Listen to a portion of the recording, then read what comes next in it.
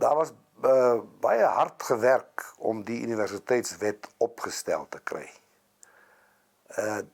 Daar was ook sterk kritiek voor die wet in die parlement gedien het oor die gewetensklausule, die Christelik hoër onderwys gedagte. Daar was gerugte dat die parlement dit nie sou goedkeur nie.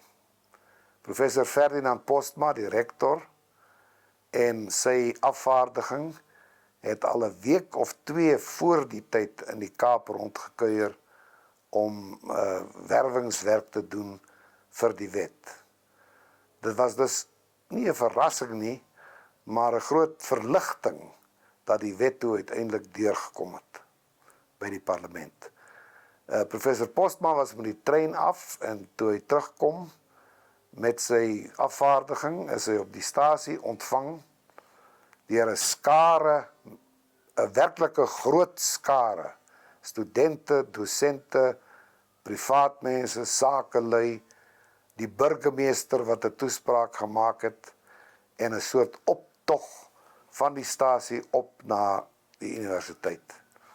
Daarna is daar 'n groot byeenkoms voor die hoofgebou gehou, waar almal toegespreek is vanaf daardie balkonnetjies van die hoofgebou.